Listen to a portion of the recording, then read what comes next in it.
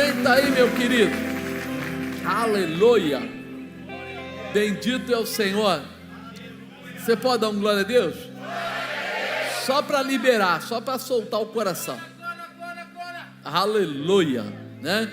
E nós sabemos muito, né, que Deus tem um desejo enorme de estar nos fortalecendo, nos preparando, nos estabelecendo, nos dando graça mesmo para que a gente possa andar com Ele. Eu coloquei como tema: se você quiser fogo, estabeleça o altar. Diga: se eu quiser fogo, eu preciso estabelecer o altar. Muitos cristãos estão desejosos de viver o fogo de Deus. Alguns tentam avaliar o fogo de Deus nos cultos, através dos pastores, através dos louvores, né? Quantas pessoas falam isso? Eles chegam e falam assim: hoje não tinha muito fogo na igreja, hoje o louvor não estava de pegada, hoje acho que o pastor veio meio desanimado, sei lá, não estava com aquela pegada, né? Hoje eu fui para a igreja, mas a igreja estava fria. Você já ouviu isso? A igreja estava fria. Você já pensou no que essas pessoas estão falando? Na verdade, a igreja não é o altar de Deus. Nós somos o altar de Deus. Você é o altar de Deus. Então, se a igreja para você está fria, é porque você está gelado. É porque você está gelado. A igreja, ela é sempre essa situação. Nós entramos aqui há alguns anos atrás, e quando entramos pela porta, ela tinha 4 paredes. Quando nós fomos lá, tinha banheiro, tinha lá no fundo uma caixa d'água, tinha andares para cima. Ela continua sendo a mesma coisa. O que muda é a nossa presença no lugar, é a sua presença no lugar. Você é o responsável pelo fogo. Você é a manifestação da presença, do poder e da autoridade de Deus. Quando eu acordo de manhã, às vezes eu acordo e digo assim: hoje o dia não está legal. É o dia que não está legal ou sou eu que não estou legal? Né? Para muita gente o dia lá fora é dia de ganhar dinheiro, é dia de casar, é dia de viajar, é dia de passear, é dia de tantas coisas. Então, porque para mim está diferente?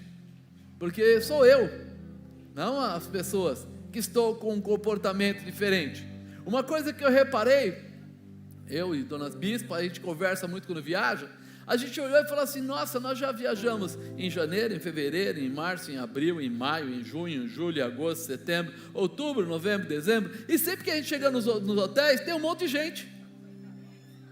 E aí a primeira pergunta que vem na nossa cabeça: esse povo não trabalha? Como é que esse povo está tudo aqui nesse hotel? Mas são as mesmas pessoas? Não. Ou seja, aquele lugar é lugar de passeio. Por isso, quem quiser passear vai aonde? Lá. Você começa a perceber que não é a estrutura lá fora, é a estrutura lá dentro. Pode ser um resort, pode ser um hotelzinho, pode ser uma praia, não importa. As pessoas vão àquele lugar porque eles sabem que ali eles vão encontrar o quê? Realização para o seu passeio. Agora, nós estamos perdendo muito a visão nesse sentido, né? Porque enquanto nós estamos avaliando pessoas, avaliando lugares, nós estamos esquecendo de entender como funciona isso. A verdade que não pode ser deixada de lado é: o fogo espiritual não sobe do altar para Deus. Diga: o fogo espiritual não sobe do altar para Deus. A verdade, ou o verdadeiro fogo espiritual, ele desce de Deus em resposta ao altar. Diga: o verdadeiro fogo de Deus desce no altar em resposta. Nós precisamos entender isso, porque não adianta eu ficar falando: olha, eu queria tanto que a igreja, né, levantasse fogo ao Senhor. Não existe como. Nós não somos capazes, nós não temos preparo, nós não fazemos isso. Ao contrário, nós estabelecemos o altar, e quando o altar é agradável a Deus, ele desce com fogo. O fogo pode ser a cura, a libertação, a restauração, a transformação. O fogo pode ser uma liberação nova. O fogo pode ser encher a casa do Espírito de Deus. Você se lembra? Salomão, ele vai e prepara, né, o templo para o Senhor. E quando ele faz a consagração, diz que a casa se enche da glória de Deus. Ele construiu, ele armou toda a parte física, ele colocou as coisas que eram necessárias, o azeite, as lâmpadas, fez toda a parte dele. E quando eles vão lá e começam a se apresentar a Deus, Deus se agrada tanto que sobe a adoração deles, sobe a oferta deles, sobe o sacrifício deles como oferta suave ao Senhor, e ele desce com a nuvem de glória, com o fogo do altar dele. Quando a gente entende isso, a gente fala: peraí, então está errado. Quando eu simplesmente estou todo balançado, todo desanimado, todo em pecado, e estou querendo ver o fogo de Deus, você não vai ver o fogo de Deus. Porque o fogo de Deus desce quando você está com o altar em ordem. Vamos dar uma olhada aqui na palavra? Olha o que ele fala, né? Um exemplo aconteceu com Elias. Versículo 30, né? 1 Reis 18, 30. Então Elias disse a todo o povo: chegai-vos a mim. E todo o povo se chegou a ele. Reparou o altar do Senhor que estava quebrado. E Elias tomou 12 pedras, conforme o número das tribos dos filhos de Jacó, ao qual veio a palavra do Senhor, dizendo: Israel será o teu nome. E com aquelas pedras edificou o altar em nome do Senhor. Depois fez um rego em redor do altar, segundo a largura de 2 medidas de semente. Então armou a lenha, dividiu o bezerro em pedaços e pôs sobre a lenha, e disse: enchei de água 4 cântaros, derramai sobre o holocausto e sobre a lenha. E disse: fazei-o segunda vez, e o fizeram segunda vez. Disse ainda: fazei-o terceira vez, e o fizeram terceira vez. Sucedeu, pois, que oferecendo-se a oferta de manjares, o profeta Elias se chegou e disse: Senhor, Deus de Abraão, Deus de Isaque, Deus de Israel, manifeste-se hoje que tu és o Deus em Israel, e que eu sou o teu servo, e que conforme a tua palavra fiz todas as coisas. Responde-me, Senhor, responde-me, para que este povo conheça que tu, Senhor, és Deus, e que tu fizeste tornar o seu coração para trás. Então caiu fogo do Senhor e consumiu o holocausto. Caiu o quê? Fogo do Senhor, e consumiu o holocausto, e a lenha, e as pedras, e o pó, e ainda lambeu a água que estava no rego. O que vendo todo o povo caiu sobre o seu rosto e disse: só o Senhor é Deus, só o Senhor é Deus. E Elias lhe disse: lançai mão dos profetas de Baal, que nenhum deles escape. E lançaram mão deles, e Elias os fez descer ao ribeiro de Quizon, e ali os matou. Aí você fala: uau, esse Elias, ele fez alguma coisa especial. Ele chamou os profetas de Baal, os profetas de Acera, né? E esses profetas estavam debaixo de uma proteção, estavam debaixo da proteção de Jezabel, que era a rainha de Israel. E o rei Acabe, ele, apesar de ter um passado já com a palavra de Deus, com a presença de Deus, ele permite que Jezabel coloque esses profetas todos dentro do palácio. E aí fica uma situação difícil, porque as tribos começaram a ver o seu rei, a sua rainha, adorando a outros deuses, e começam a dar liberdade a outros deuses. Começam a dar liberdade. É por isso que a Bíblia diz para nós não andarmos em julgo desigual. Por que ela fala isso? Porque ela é má? Porque ela não gosta de pessoas? Não, porque há uma coisa chamada contaminação. E contaminação é isso. Ele sabia quem era Deus, ele era considerado povo de Deus, o rei do povo de Deus. E como é que ele agora aceita casar com uma mulher que vem com toda a sua plataforma, né, pagã, fora do Deus verdadeiro? Aí ela entra, ela estabelece, ela coloca dentro do palácio, ela dá ordens para as pessoas, e o povo começa a entrar na mesma visão. Chega um momento que Elias fala: não é possível, nós vamos precisar fazer alguma coisa. Deus toca o coração dele, e ele fala: então eu vou fazer um propósito, eu vou aqui começar, né, fazer um debate vou colocar os profetas de Baal e Acera de um lado, vou estar do outro lado, vou dar metade do animal lá para eles, lá, vou pegar um outro animal aqui, e eu vou montar o altar, eles vão montar o deles, e o Deus que receber a oferta com fogo, esse é o Deus verdadeiro. E eles aceitam.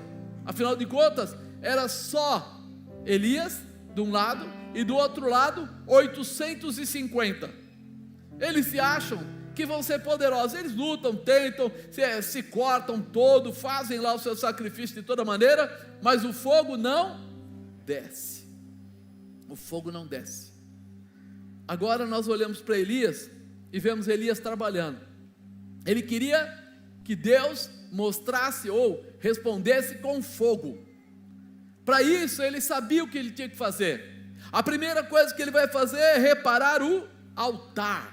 Ele vai lá no altar e ele pega o altar e monta o altar. Ele diz que o altar estava quebrado. Quebrado quer dizer, não é simplesmente partido em pedaços. Quebrado quer dizer, está desligado de Deus, está sem intimidade com Deus. Então ele vai saber que tem que tomar uma atitude. Por quê? Existe gente pecando, né? Posso falar rápido, engole. Gente pecando em todas as tribos. Então ele fala assim, peraí, eu vou chamar a presença de Deus em Israel, por Israel, então eu preciso tomar uma atitude, eu preciso colocar agora uma solicitação de perdão, eu preciso entender agora que todo esse povo pecou, e antes de mais nada, eu preciso fazer o quê? Apresentar a Deus esse povo, para que Deus perdoe o povo, fazer um conserto, para que isso possa tomar a próxima parte. Então ele vai e repara o altar, colocando as 12 pedras, depois ele coloca lenha sobre o altar, depois ele preparou o holocausto, ele põe um animal sobre a lenha, depois ele vai e pega ali agora os cântaros de água. Quantas tribos existiam? Por isso ele pegou 12 pedras, mas agora ele vai fazer a oferta, e ele vai lá e fala, peguem 4 cântaros, e o pessoal pega 4 cântaros, joga em cima de tudo, tá bom, faz de novo, mais 4, e faz de novo, mais 4, quanto dá isso? 12, aí você começa a entender o que ele estava fazendo, 12 pedras no altar, uma por cada tribo. Quando ele põe o sacrifício em cima, ele fala, agora eu preciso fazer uma oferta.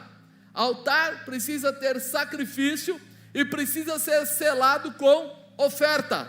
E ele fala, eu vou ofertar. Ele podia ter falado, me dá aí um pouco de prata, ou me dá um pouco de ouro, mas naquela época havia uma seca, já fazia 3 anos e 6 meses que não chovia, ou seja, nada era mais valorizado do que a água. Então ele vai pedir o quê? Água. Eu vou dar para Deus o que tem de maior valor nesse momento. O dinheiro? Não, a água. E ele vai lá e manda colocar agora um cântaro por cada tribo. E ele estabelece assim o altar. Ele repara, ele põe a lenha, ele põe o holocausto, o sacrifício, e ele vai agora entregar a sua oferta. Quando ele faz isso, ele começa a entender que agora ele podia pedir a presença de Deus. E Deus faz o quê? Responde com fogo. Quando o teu altar for restaurado, a resposta de Deus será natural e será com fogo, será com liberação, será com a bênção. 38 fala assim, então caiu o fogo do Senhor, consumiu o holocausto, e a lenha, e as pedras, e o pó, e ainda lambeu a água que estava no rego. O fogo de Deus, quando caiu, ele estava dizendo assim, eu aceito o que você fez, eu aceito o quebrantamento, eu aceito agora a restauração da aliança, eu aceito agora o seu holocausto, eu aceito agora o seu sacrifício. Diz que o fogo lambeu toda a água. Ele estava dizendo, tudo isso aconteceu, em resposta de Deus. A resposta não foi subjetiva, não foi uma resposta só assim, Deus recebeu. Não, foi demonstrada. Ela deu autoridade para Elias desfazer os ataques na mente do povo de Israel. Naquela hora, tudo aquilo que Elias fez era para restaurar a aliança do povo com Deus. Isso mesmo, o povo de Israel já estava acreditando no poder de Baal, no poder de Acera, através da Jezabel, do poder que ela exercia, das coisas erradas que ela estava fazendo através disso. Mas olha o que fala agora: o que vendo todo o povo, caiu sobre os seus rostos e disse: só o Senhor é Deus, só o Senhor é Deus.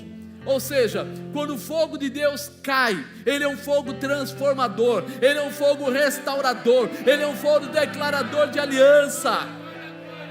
Aquele momento não era simplesmente um foguinho, mas era um fogo que transformava, um fogo que restaurava, um fogo que estava trazendo libertação para a mente cativa do povo de Israel.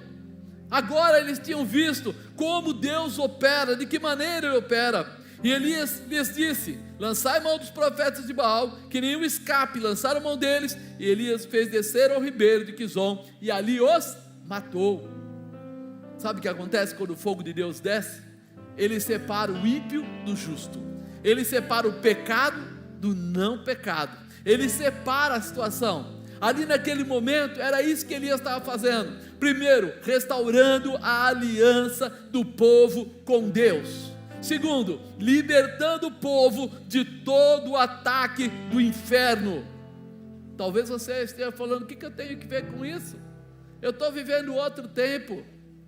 Amado, quantas pessoas hoje estão vivendo cativas? Quantas coisas estão acontecendo que nós estamos falando: o povo está cativo, a situação está difícil. Fala a verdade. Nós chegamos aí e reclamamos de tantas coisas e esquecemos que Deus, Ele só pode descer com fogo quando nós estivermos com o altar preparado. Nosso altar tem que estar pronto, nosso altar tem que ter sacrifício, nosso altar não pode estar quebrado, nosso altar tem que ter oferta. E isso sobe como um cheiro suave, não sei se suave é o Senhor, um cheiro agradável a Deus, e Ele vai responder a você. A gente tem visto as pessoas reclamando tanto, reclamando porque, olha, o dinheiro não dá, reclamando porque o ladrão rouba, reclamando porque as pessoas estão aí, os jovens indo para as drogas, os filhos se perdendo, os casamentos se estragando, e as pessoas falam: onde é que está Deus? Deus está no mesmo lugar, esperando essas pessoas restaurarem o seu altar na presença de Deus, para que o fogo do Senhor possa descer e desfazer todo o engano, todo o embaraço e todo o levante das trevas. Será que as pessoas entendem isso? Se eu perguntasse para você: você entende isso? Como está o seu altar hoje? Será que o seu altar está pronto? Será que você pegou aquilo que estava errado e começou a restaurar? Nós precisamos entender: quando você desejar o fogo de Deus, não poderá se esquecer que o altar deve estar pronto. Você quer milagre? Como é que está o seu altar? Porque quando o seu altar estiver pronto, o fogo desce de qualquer jeito. O fogo desce porque Deus, Ele quando enxerga, quando Ele reconhece um altar provido, preparado, estabelecido, um altar de honra, Ele desce, Ele se manifesta. Então, antes de começar a pedir as coisas para Deus, volte para dentro de você mesmo e reveja o que está acontecendo, reveja o que está se passando, porque nós precisamos. Nós estamos falando sempre, nós estamos encontrando tantas coisas ruins aí fora, nós estamos querendo milagres, nós estamos querendo que Deus mude a nação, que Deus mude aí os empregos, os empresários e etc. Nós queremos que Deus mude tudo. E desce Deus, muda. Ele falou: eu só desço em altar que está pronto, em altar que está restaurado. Então, ao invés de nós começarmos a dizer que Deus tem que fazer, nós vamos dizer: Senhor, eu estou me aprontando para que o Senhor faça. Eu entro na brecha pelo povo da minha região, pela minha família, por aqueles que estão comigo. Eu entro na brecha para restaurar o altar, para colocar ali o sacrifício, para colocar a minha oferta por essa situação. Elias fez isso para transformar Israel, porque ele percebeu que Israel estava perdido. Quando a gente olha para isso, a gente pensa assim: mas depois de uma vez isso para? Não. Teve um rei que era filho de Acabe, e ele, chama Acasias, ele caiu lá de cima de uma sacada lá que tinha, e ele ficou muito mal, ficou muito doente. E ele ficou tão doente que ele falou assim: olha, eu acho que eu vou morrer, eu acho que eu vou ficar numa situação aí muito difícil, então eu vou fazer o seguinte, eu vou mandar os meus súditos irem consultar sobre isso. Mas ao invés de ele consultar Elias, ou qualquer profeta de Deus, ele vai e manda ir a Baal-zebub, que era um deus de Ecrom, que era um deus pagão, vamos dizer assim, que não tinha nada a ver com o povo de Israel, e ele era filho de Acabe, ou seja, ele sabia o que tinha acontecido, ele conhecia, só que de repente você olha para isso e fala: peraí, novamente, as coisas dessa maneira, e Deus faz o quê? Manda Elias parar os soldados desse rei de Acasias, e dizer para ele: olha, você vai voltar lá e vai dizer para o seu rei, não há Deus em Israel para você consultar, para precisar e consultar Baal-zebub, porquanto assim você fez, agora você não descerá da cama, você morrerá. Nossa, o rei ficou indignado. Pergunta para o camarada, lá para os soldados dele: vocês conversaram com ele? Conversamos. Como era este homem? E quando ele fala como era, ele era um homem alto, ele usava uma pele de animal, né, cobrindo o peito, ele usava um cinto de couro. O rei coloca a mão na cabeça e diz: é Elias, o tisbita. O que ele está dizendo? Já sei quem é, me dei mal. Amado, Elias foi conhecido pelo comportamento que ele tinha, mas quando as pessoas encontram você e vem uma palavra dizendo que é para fazer qualquer coisa, como as pessoas te veem? Ele, quando viu aquilo, ele falou: complicou. Por quê? Porque havia uma boca profética, havia alguém que tinha um altar estabelecido na presença de Deus, havia alguém que era reconhecido por Deus, e ele vai tentar agora, novamente da forma errada, tomar atitude. Acasias faz o quê? Pega lá 50 soldados, mais um capitão, e destina eles a irem até onde estava Elias, no cume do monte. Elias gostava de subir lá e orar. Imagina, eles sobem lá com uma ordem: homem de Deus, o rei manda, desce depressa. Elias nem discutiu o assunto. Ah é? Se eu sou homem de Deus, desça fogo do céu, consuma você e os seus 50. Como é que estava o altar de Elias? Preparado. O que aconteceu? O fogo desceu, consumiu os 50, consumiu aquele capitão. Por que o fogo desceu, irmão? Porque Deus reconhece um altar que está preparado, um altar que está posto. Elias não vivia uma vida qualquer, mas vivia uma vida na presença de Deus. Ah, o rei não se aguentou, pega outro capitão, pega mais 50, para buscar um homem, e eles vão na mesma fé, e quando ele fala: homem de Deus, desce depressa, ele recebe a mesma resposta: se eu sou homem de Deus, como você está falando, desça fogo do céu. Ele quis dizer: se eu tenho um altar estabelecido na presença de Deus, que Deus se manifeste. Consumiu os 50 e o capitão. O rei ainda não consegue entender que era hora de quebrantamento, era hora de restaurar o altar dele, era hora de se posicionar. E ele faz o que? Manda o terceiro. Só que o terceiro já chega lá totalmente diferente, né? O terceiro chega lá de uma forma especial, né? Tornou o rei a enviar outro capitão de terceiro 50, com os seus 50. Então subiu o capitão de 50, veio, pôs-se de joelhos diante de Elias, suplicou-lhe e disse-lhe: homem de Deus, seja preciosa aos teus olhos a minha vida e a vida destes 50 teus servos. Eis que o fogo do céu desceu e consumiu aqueles dois primeiros capitães de 50, com os seus 50, porém agora seja preciosa aos teus olhos a minha vida. Deus gosta quando há quebrantamento. não quando há orgulho, não quando há rebeldia, sabe? Aí Deus fala o quê? Então o anjo do Senhor disse a Elias: desce com este, não temas. Elias levantou e desceu. Por quê? Porque ele entendeu, este veio de forma diferente, este veio quebrantado. Amados, o que nós não temos entendido é a Bíblia.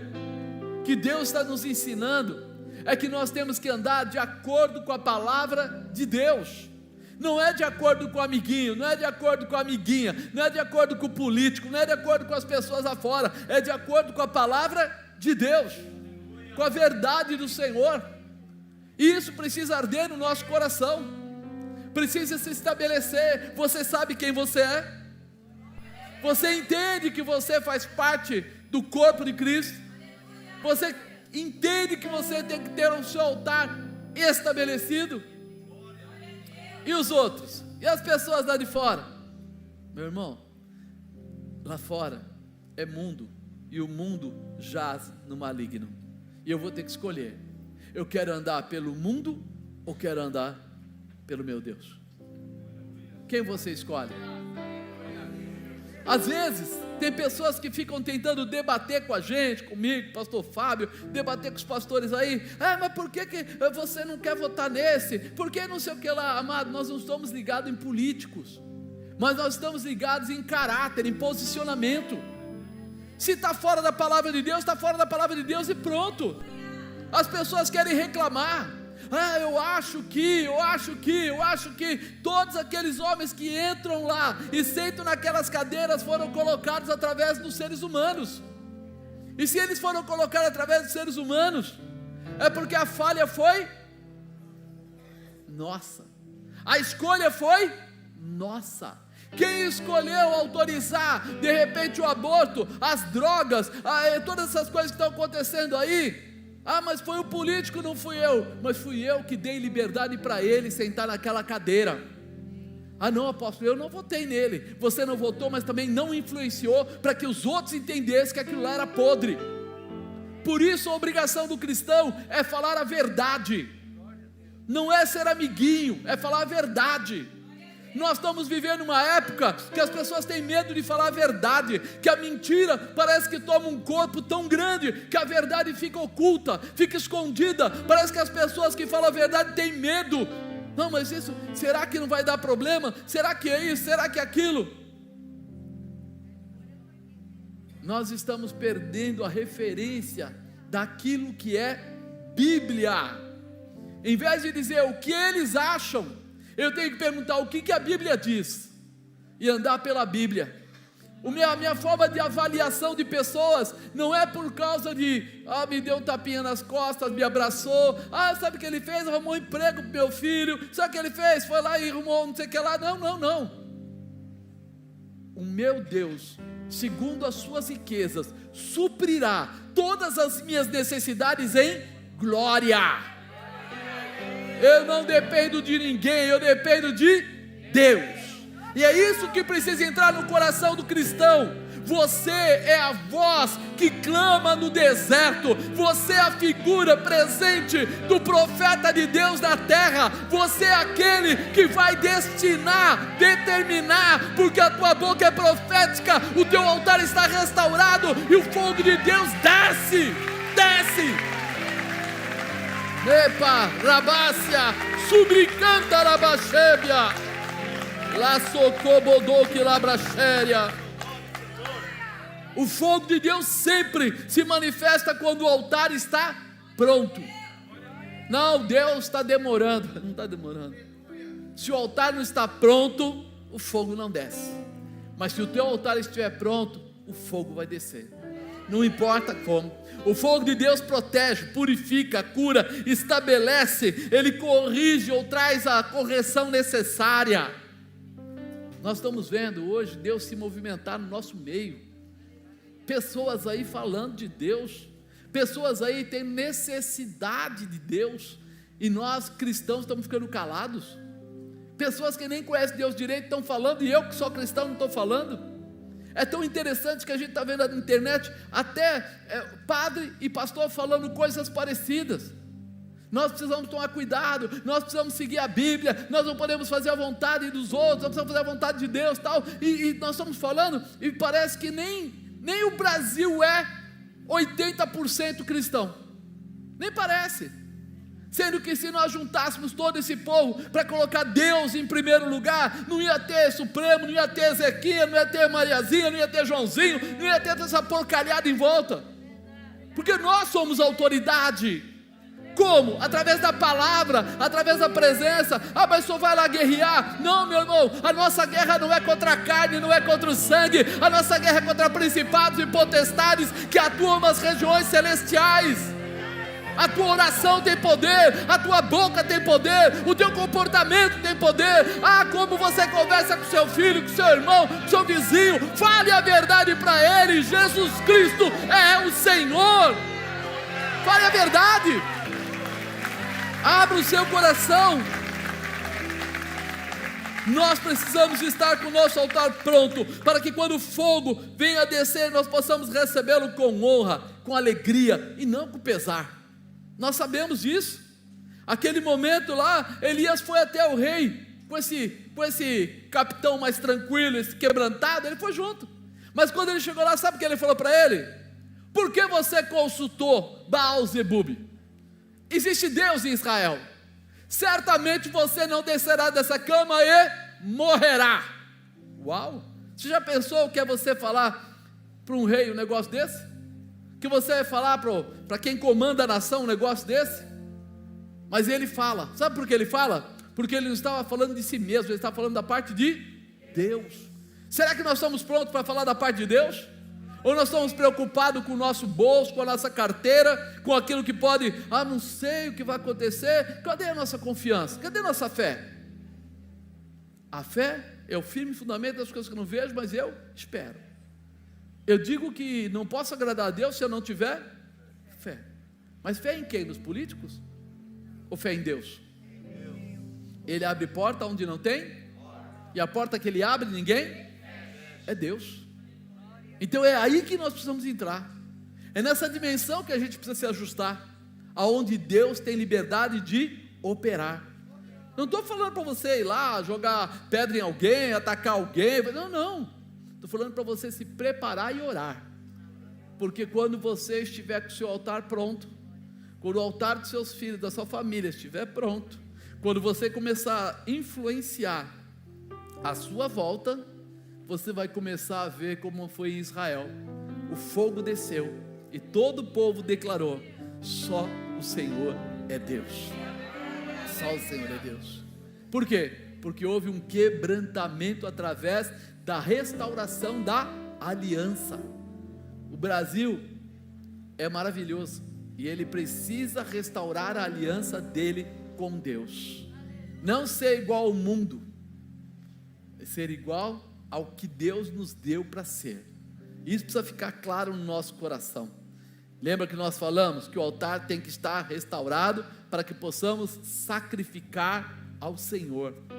Não dá para mim sacrificar no altar todo estragado. Sabe o que vai acontecer? Nada. Por que nós temos hoje um volume muito maior de evangélicos, mas temos uma resposta ainda pequena?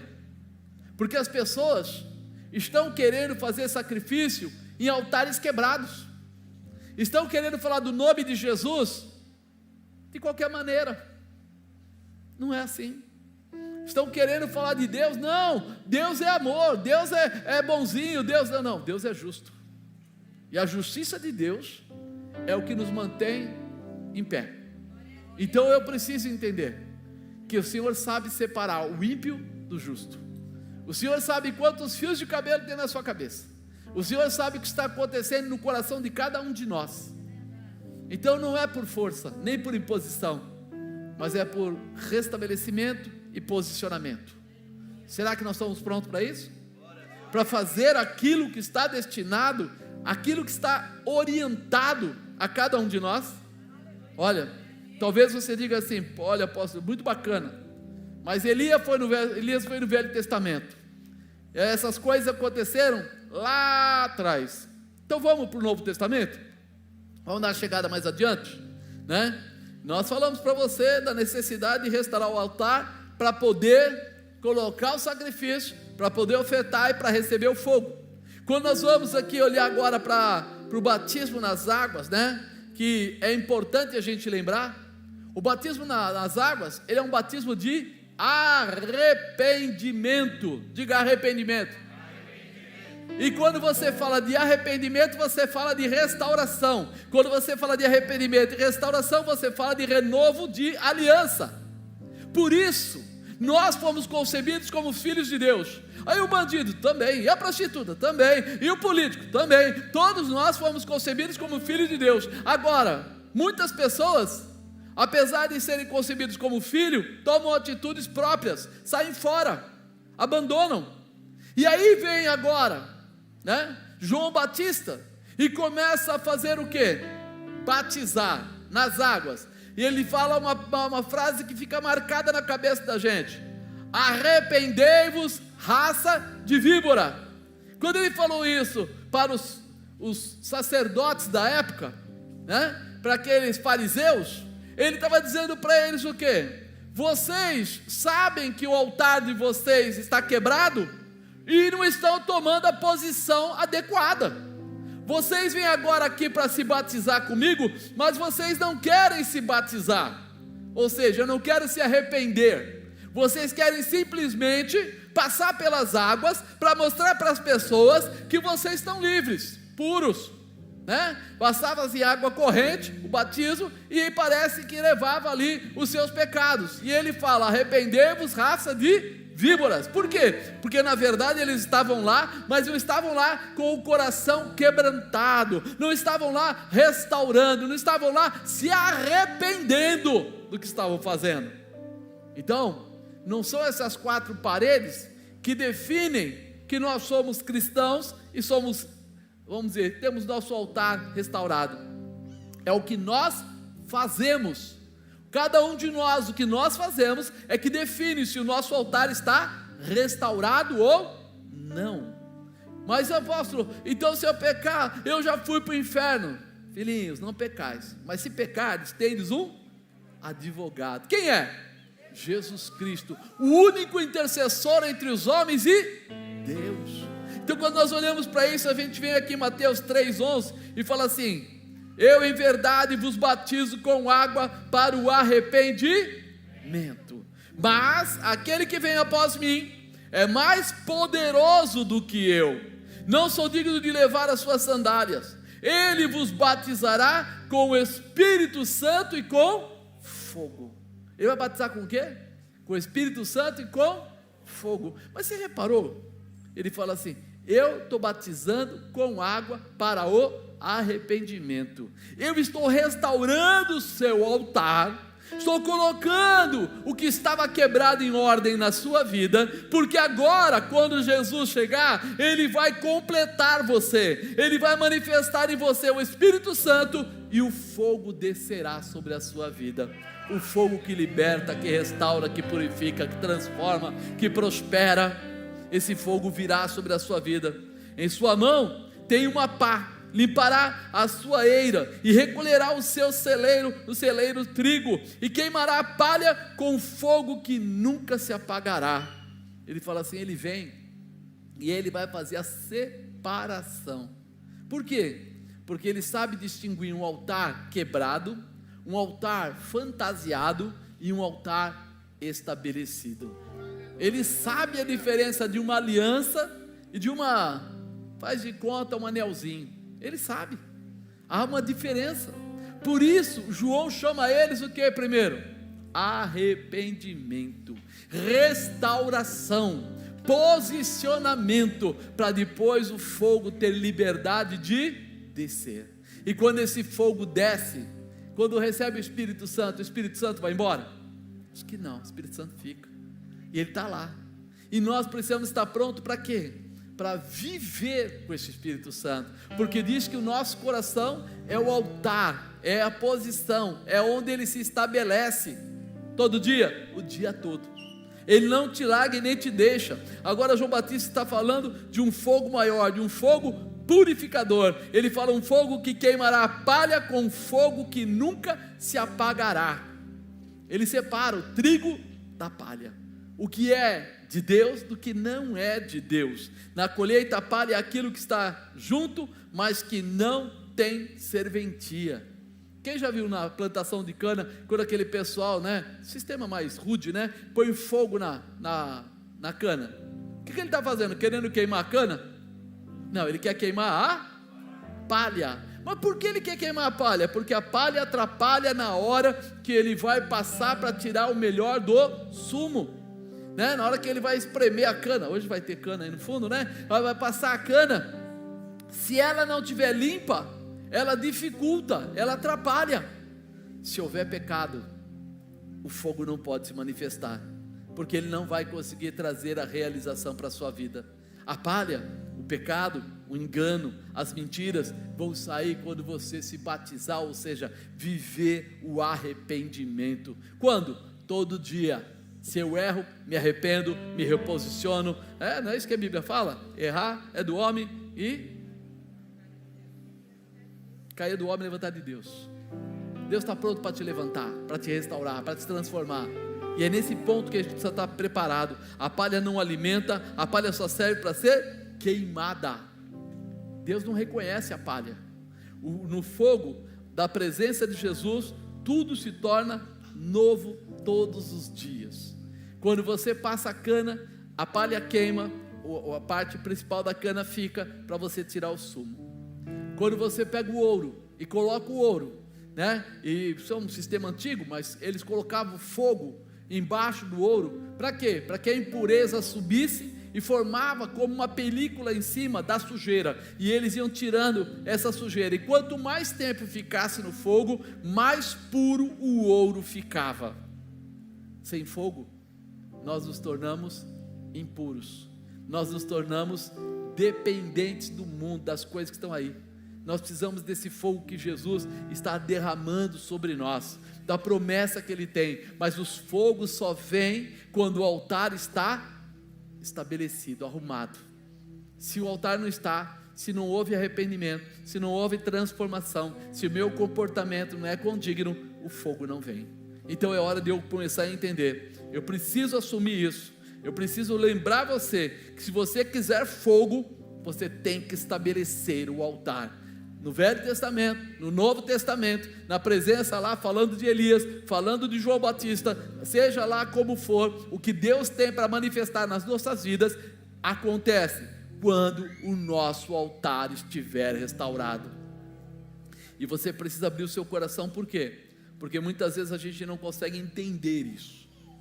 Lá em casa o meu filho desobedece lá, ele está indo para fora, ele usa droga, ela sai com os meninos, vão para aqueles bailes da pesada, e faz isso e faz aquilo. O que você faz? Eu falo, Deus salva ele, Deus salva ele. Faz como Elias, toma uma posição, pega lá que seja uma peça de roupa dele, uma peça de roupa dela, coloca em cima da cama, vai lá e ora, vai lá e fala, Senhor, eu quero quebrar agora todas as maldições, todos os comportamentos. Começa a fazer como o próprio Elias fez. O que ele fez? Ele foi lá, colocou cada pedra, uma pedra por cada um das tribos, e aí ele colocou em cima o que? O sacrifício.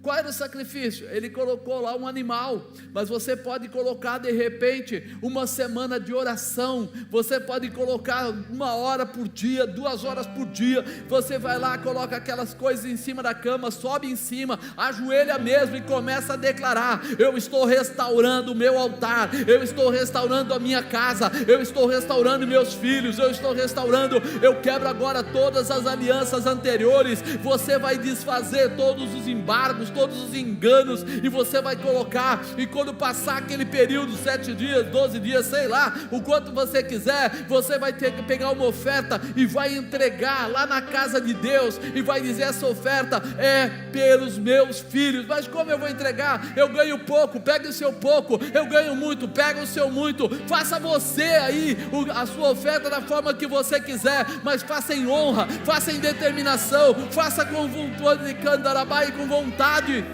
Por quê? Porque é assim que se faz. Esse comportamento É o que Deus espera da gente.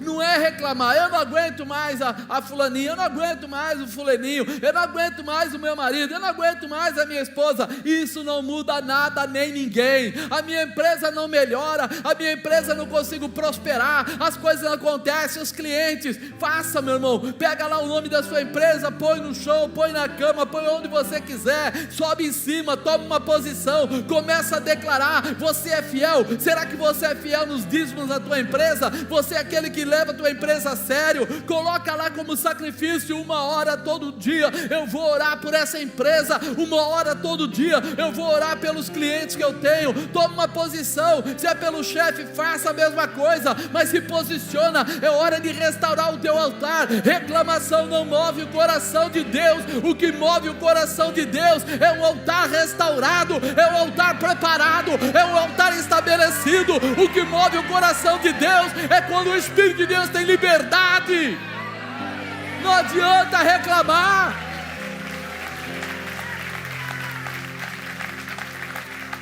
Ah, como eu queria ter o carro, ah, como eu queria ter a casa. O Leandro falou um testemunho que eu não falo, mas ele falou. Eu vi uma pessoa que precisava mesmo de um carro, e eu precisava comprar um carro, e eu não tinha dinheiro. Eu falei: Senhor, o Senhor está me ardendo o coração para mim abençoar aquela pessoa. Eu não tenho como fazer isso, mas o Senhor tem. Eu preciso que o Senhor me ache, me prepare esse carro. E esse carro vai ter que vir assim, um carro mais ou menos do ano tal, mais ou menos assim, e que eu possa pagar até tanto por mês, porque eu vou entregar esse carro como uma oferta. E de repente o Leandro comenta: estou usando o carro do meu pai, está acontecendo isso. E meu pai nem quer o carro mais, quer que vende. Falei: Leandro, eu tenho comprador para esse carro. Ah, tem. Eu preciso ajudar uma pessoa, eu sinto do coração de dar essa bênção na mão da pessoa, e eu preciso que você converse sobre isso com seu pai, mas tem que ser assim. Ele falou: eu vou falar. Eu vou. Voltou e falou: fechado. Falei: fechado, tá. Quando você entrega? Ah, amanhã depois aí tal, não sei o que. Foi fechado, tá bom. Já dei para ele lá o que tinha que dar, já peguei a chave, fui lá para a pessoa e falei: tá aí, amado, como é que está o seu altar? Quando você fala, o fogo desce? Ou você precisa ficar um tempão implorando? Eu nem lembro mais o número de carros que eu já dei. Nem lembro mais. Você lembra? Mais de 10. Você já deu mais de 10 carros? Sabe por quê? Porque quando eu vou fazer isso, eu não falo assim: sou gostosão, eu vou dar um carro para ajudar aquela pessoa. Deus fala assim: Marcos, eu queria que você fosse ajudar aquela pessoa. Eu falo assim: olha, eu quero ajudar, só tem um problema. Eu não tenho esse recurso todo para ir lá e bancar isso, e os juros para pagar. Aparece de um jeito ou de outro, irmão. Ele falou assim: você já comprou carro com cartão de crédito? Eu paguei mais ou menos 70% de um carro com cartão de crédito. E aí eu fui lá, falei para a pessoa falou assim: olha, eu sou particular. Eu falei: tá, você não conhece ninguém que tem uma máquina de esse cartão, para você passar para mim, aí o dinheiro vai para você, você paga a taxazinha lá tal, e papapá. E o cara falou: ah, minha irmã tem um negócio desse, uma lojinha lá. Eu falei: então fala com ela. Ele falou com ela, ela falou: ok. Eu falei: então tá, o cartão passa lá. Acabou.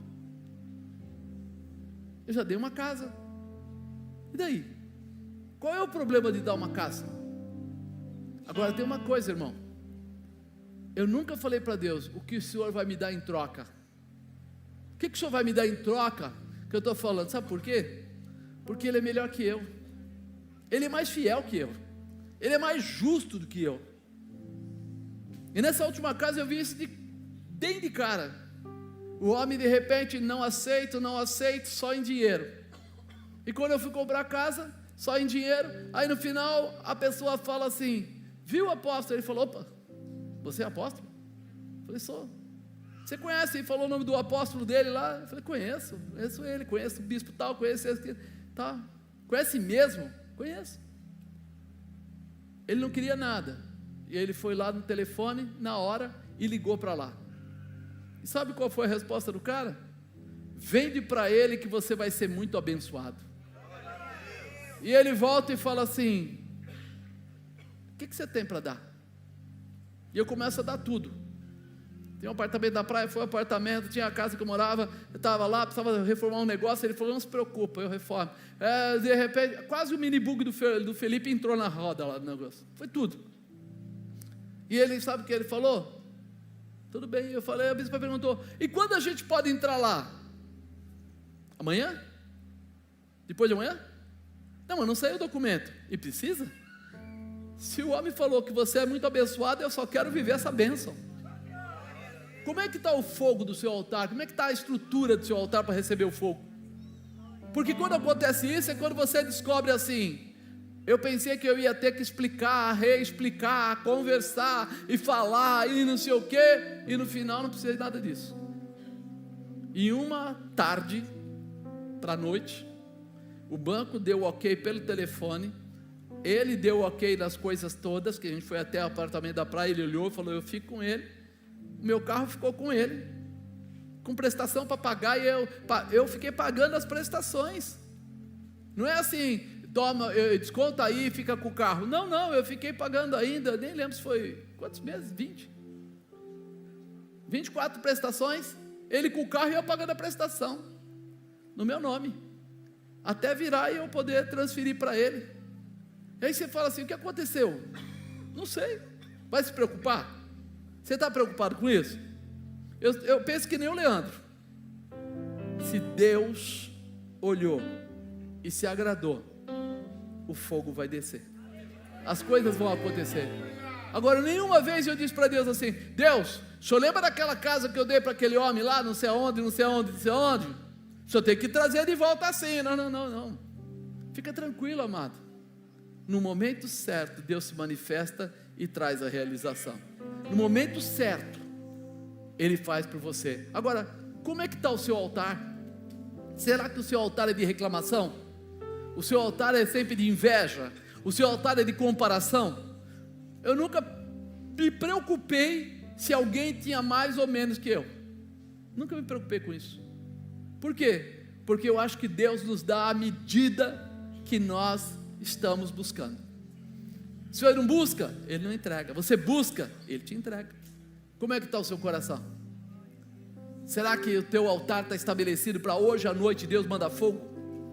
Hoje Deus manda fogo? Não é amanhã. Você quer mudar a sua casa? Quer mudar a sua família? Quer mudar o seu trabalho? Quer mudar a sua estrutura? Depende do seu altar.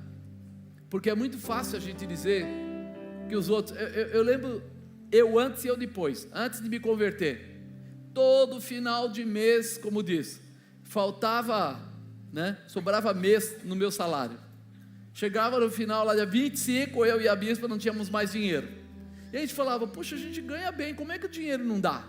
Quando a gente se converteu, a gente ouviu aí os crentes falando sobre dízimo, e a gente assumiu, dizem que quem é crente dá dízimo. Então eu falei para ela, então nós temos que dar.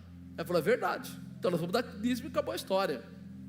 Não pensei assim, vai sobrar ou vai faltar? Não, se diz que crente dá dízimo, eu sou crente, então eu vou dar, acabou, não houve dúvida, não houve nada que, meu Deus, e agora não, Deus é provedor, Ele é, não é isso que a Bíblia fala? E se não tiver bom para você, fazer prova de, é o único momento que Deus manda você fazer prova dele. Então eu entendi, ela entendeu, nós resolvemos, falou, é assim, vai ser assim e acabou. Nunca mais faltou. Chegava a ficar assim, olha, acabava o dinheiro, mas vinha a provisão. Acabava, eu lembro uma época eu estava assim, apertado, e de repente um rapaz ganhou de prêmio. Ele trabalhava em concessionária, e ele ganhou de prêmio litros de gasolina, 70 litros de gasolina. E aí ele ganhou, ele chegou para mim e falou assim, aconteceu uma coisa. Eu falei, o quê? eu ganhei um prêmio lá na empresa, são 70 litros de gasolina. Eu falei, uau, que legal e tal. Ele falou, mas eu não tenho carro. Eu falei, que legal do mesmo jeito, você pode vender a gasolina. Pega alguém lá no teu meio e vende para ele por um valor um pouco menor, que ele vai comprar e tudo vai dar certo. Ele falou, não. Eu na hora pensei exatamente em fazer algum rolo lá com o posto de gasolina, com alguém, mas sabe o que Deus falou? É para dar para você. Eu falei, para mim? É. Eu falei, caramba, ele nem sabe que eu estou espremido. Me deu. No mês seguinte ele não ganha de novo? Mais 70 litros. Aí eu falei, rapaz, no terceiro mês ele volta lá. Eu falei, não, você está brincando, você ganhou 70 litros de novo. Eu falei, não, agora ganhei 100. Você vai reclamar? Deixa Deus ser Deus. Mas como é que está o seu altar? Como é que está o seu altar? Eu queria tanto ser usado por Deus, eu queria curar. No passado eu curava, eu queria libertar, eu queria isso, eu queria aquilo. Como é que está o seu altar, irmão? O fogo vai descer naturalmente quando ele encontrar. Não adianta aquela história assim, aqui na igreja, aleluia, Deus é bom, não sei o quê. Chegando em casa é tudo o contrário. Coração impuro, raiva, mágoa, eu não queria fazer isso, eu não queria obedecer, eu não queria não sei o que, eu não queria... Para! Isso é altar quebrado. Lembra que há um Deus e esse Deus é soberano e a Ele toda a honra e toda a glória. Quando toda a honra e toda a glória vem na minha carne, quem está comandando é Satanás. Então eu preciso mudar, é melhor que eu. E ele... Eu e ele, e eu e ele. Se isso não acontece, meu altar está quebrado. Eu preciso conseguir vencer, primeiro de tudo, eu mesmo. Elias falou assim, eu sei que eu tenho que consertar, mas ele não falou assim, chama todo mundo de Israel, manda cada um pedir perdão, manda cada um ir em casa fazer o propósito, porque ele sabia assim, o povo está perdido, então depende de mim. Hoje, na tua casa, o cristão é você, depende de você. O primeiro altar que tem que ser restaurado é o seu. Deus usou o sacerdote, usou o profeta, mas o sacerdote da sua casa é você, a sacerdotisa da sua casa é você, mulher. Então está na hora de nós nos posicionarmos e pararmos de balela. É tanto choramingo, é tanto faz de conta, porque na frente é uma coisa, lá atrás é outra. Só que os olhos de Deus estão aonde?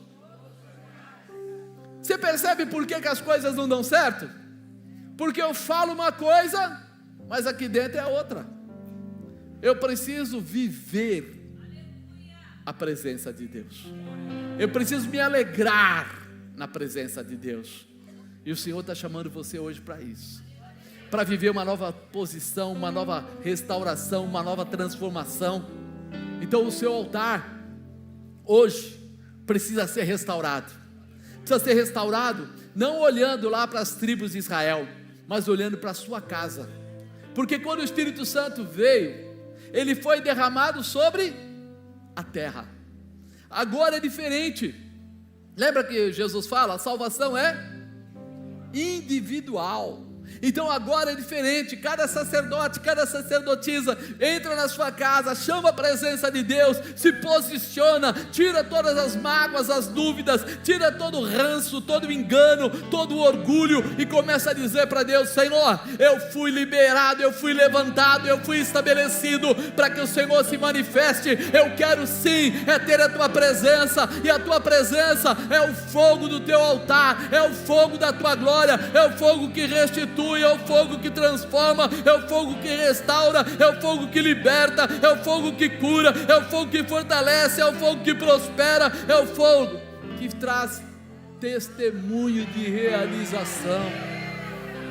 Deus está chamando você para isso. Se o seu altar está estabelecido, então receba o fogo de Deus, receba, tome posse. Você agora sabe, né, que Jesus passou pela cruz. Passou para quê? Para te dar a condição de ter o fogo dele na sua vida. Ele foi ali para trazer sobre você o Espírito Santo e o fogo que traz transformação, que traz liberação. Fala de Jesus, eu não tenho coragem. Por que a pessoa não tem coragem? Ela ainda não tem convicção quem é Jesus na vida dela. Fala para as pessoas que você não quer saber do pecado. Mas aí eu vou perder meu amigo, minha amiga. Essa palavra amigo e amiga só deveria ser usado para pessoas realmente que tivessem uma vida plena. Por quê? Porque uma pessoa que não tem a vida plena vai acabar se entortando em algum momento. A pessoa que não está convicta, ela vai mudar de opinião no meio do caminho. Não tem jeito. E nós precisamos mudar isso hoje. Diga, hoje eu vou mudar essa posição. Eu quero o fogo. Por isso eu vou estabelecer o altar. Amém? O altar que você precisa ter, você já ouviu. Primeiro, reconheça os seus erros. Acerte o seu altar. Segundo, receba o Espírito Santo e receba o fogo de Deus. Esteja pronto para que esse fogo possa te encontrar. Você pode ficar tranquilo. Se você tiver com o altar preparado, o fogo sempre vai descer. Sempre vai descer. Não, mas eu não clamei, eu não ajoelhei. Meu irmão, Elias estava sentado lá no cume do monte, num lugar que ninguém via ele, separadão. Estava na frente da mocidade, na frente da turma, da igreja. Não, estava lá no monte. Mas quando foram até ele para dizer para ele que alguma coisa ruim ia acontecer com ele, ele falou, não vai não. E o fogo desceu. Aonde você estiver, o fogo vai se manifestar ao teu favor. Você vai ver a glória de Deus entrar sobre a sua vida. Então eu queria fazer agora, esse momento, uma liberação sobre a tua vida.